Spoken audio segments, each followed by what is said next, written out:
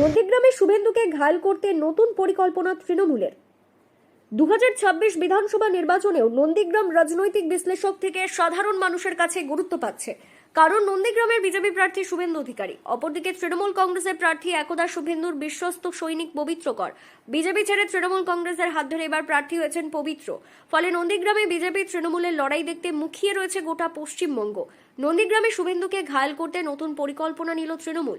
এবার নন্দীগ্রামের জন্য আলাদা নির্বাচনী ইস্তেহার তৃণমূলের। সেই ইস্তেহার নিয়ে নন্দীগ্রামে তৃণমূল কংগ্রেসের প্রার্থী পবিত্র করের প্রতিজ্ঞা স্তম্ভ উন্মোচন হলো। এটা আমরা যেদিনই প্রথম নমিনেশন করেছিলাম সেদিন থেকেই কয়েকটা পয়েন্ট আমরা এর আগেই বলেছি।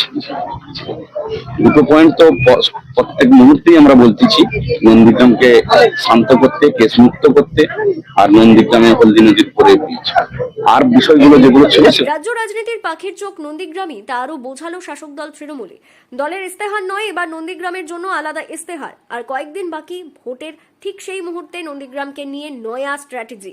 আসন্ন আগামী 23 তারিখ দক্ষিণবঙ্গের জেলাগুলিতে প্রথম দফায় বিধানসভা নির্বাচনের দিনক্ষণ ঘোষণা হয়েছে। নন্দীগ্রামের বিজেপি প্রার্থী শুভেন্দুকে চাপে ফেলতে নয়া নীতি ঘাসফুল শিবিরের।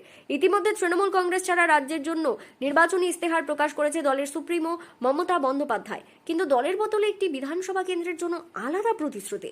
নন্দীগ্রামের জন্য আলাদাভাবে একটি ইস্তেহার প্রকাশ করলো দল। নন্দীগ্রামের 7 দফা দাবি নিয়ে নতুন প্রতিজ্ঞা স্তম্ভ প্রকাশ করল তৃণমূল কংগ্রেস। হলদি নদীর ওপর একটি স্থায়ী সেতু নির্মাণ, নন্দীগ্রামের পুরনো সমস্ত রাজনৈতিক মামলা নিষ্পত্তির উদ্দেশ্যে। এটাই মানুষ চাইছে। নন্দীগ্রামের মেন চাওয়া পাওয়া যেটা আকাঙ্ক্ষা আছে মানুষের, সেটার দিকে নজর রেখেই আমরা এটা প্রকাশ করেছি।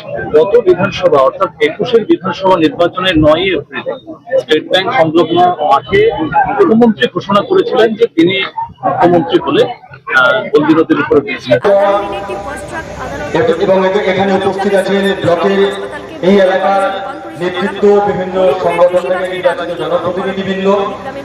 সর্বোপরি আপনারা যারা এখানে উপস্থিত হয়েছেন সবাইকে পার্টির পক্ষ থেকে যথাযথ শ্রদ্ধা সম্মান জানিয়ে দু চার কথা বলবার প্রার্থনা বলেছি। প্রার্থনা বলার পরে আমার কিছু বলার থাকে না, কোনো অবশ্যই ঘোষণা করা হলো। প্রসঙ্গত, রাজ্য রাজনীতির পাখির চোখ নন্দীগ্রাম। পালা বদলের ইতিহাস লেখা নন্দীগ্রাম 2011 সাল থেকে তৃণমূলের দখলে ছিল। 2021 সালে তা বিজেপির দখলে যায়। নন্দীগ্রামে স্বয়ং মুখ্যমন্ত্রী মমতা বন্দ্যোপাধ্যায়কে হারিয়ে দিয়েছিলেন শুভেন্দু অধিকারী। ফলে 2026 নন্দীগ্রাম বিধানসভা থেকে জয়লাভ করতে মরিয়া তৃণমূল কংগ্রেস।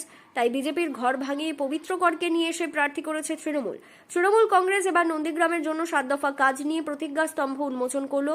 পবিত্র করের পাশাপাশি তৃণমূলের এই নতুন স্ট্র্যাটেজি আদৌ শুভেন্দু তথা বিজেপির বিরুদ্ধে কাজ করবে কিনা তা সময়ই বলবে। পূর্ব মেদিনীপুর জেলা নন্দীগ্রাম থেকে সৈকত রিপোর্ট, লোকাল 18 বাংলা।